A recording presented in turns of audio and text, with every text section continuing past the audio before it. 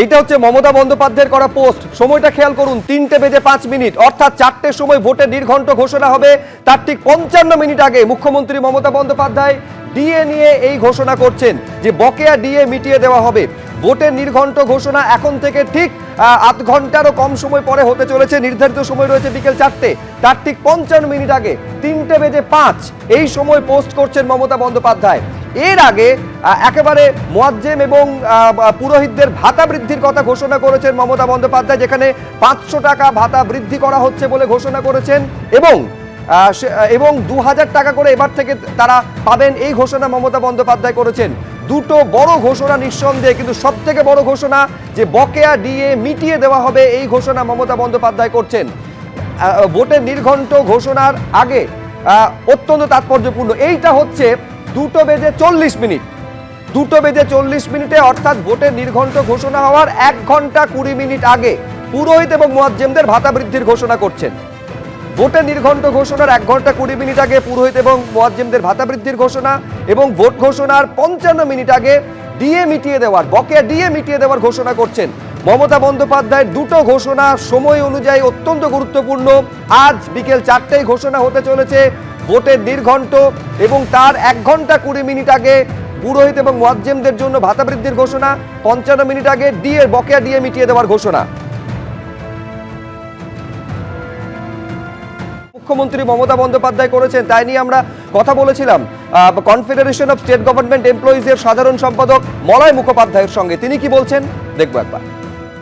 রোপা 2009 নিয়ে সর্বোচ্চ আদালত যে রায়টা দিয়েছে, 2008 থেকে 2019 পর্যন্ত যে বকেয়া ডিএ, সেটা 25% পরবর্তী প্রথম কিস্তি, এইটা দিতে হবে আপনার 15ই মের মধ্যে।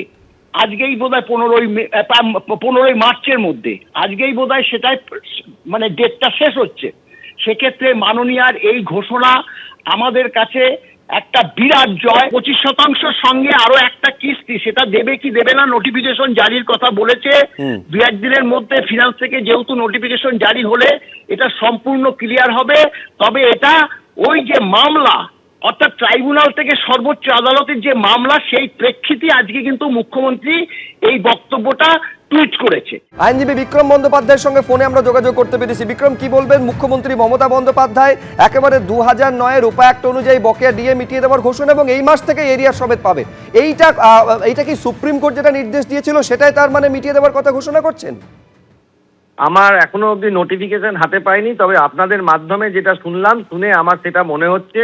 তার কারণ হলো 13 তারিখ পশ্চিমবাংলায় যে কর্মচারীরা যে স্ট্রাইক ডেকেছিল, অভূতপূর্ব, সারা রাজ্যে দার্জিলিং থেকে সুন্দরবন, পুরুলিয়া থেকে বর্ধমান, বাঁকুড়া সব জায়গাতে যে স্ট্রাইক হয়েছে, এবং এই যে কর্মচারীরা ইউনিটি দেখাতে পেরেছে দলমত নির্বিশেষে, যার পরিণাম আজকে মুখ্যমন্ত্রী বুঝতে পেরেছেন যে অবস্থা খুব একটা ভালো না।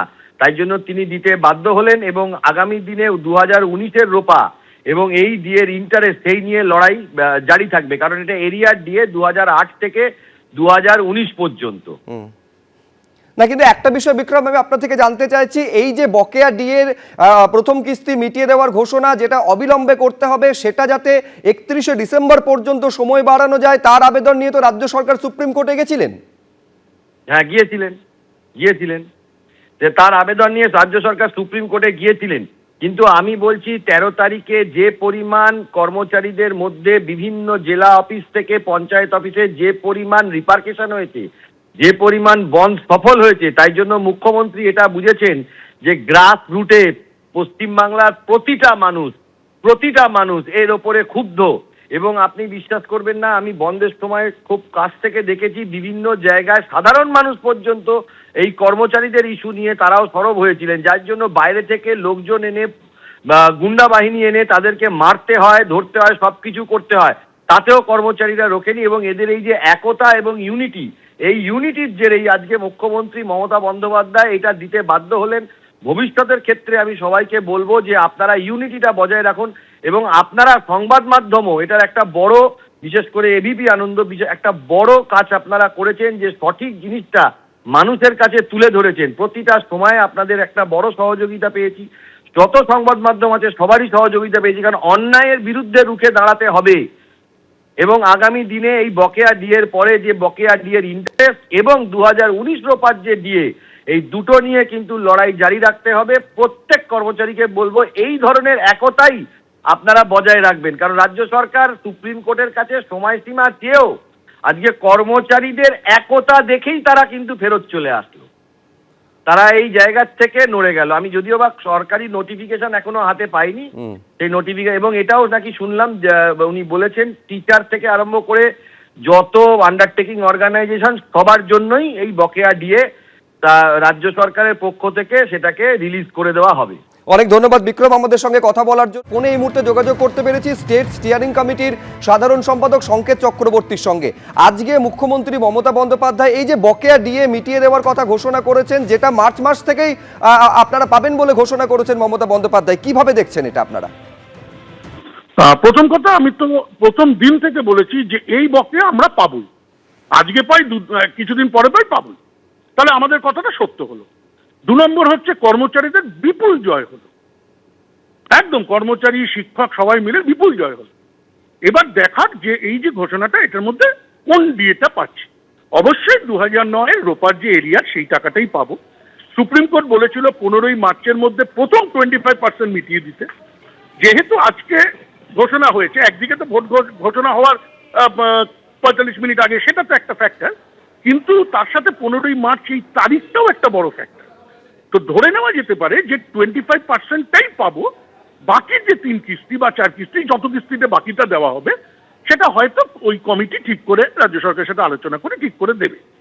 এইটা পুরোটাই প্রাইমা ফেসি মনে হচ্ছে, কিন্তু প্রপার নোটিফিকেশনটা পেলে আমরা ভালোভাবে বুঝতে পারবো।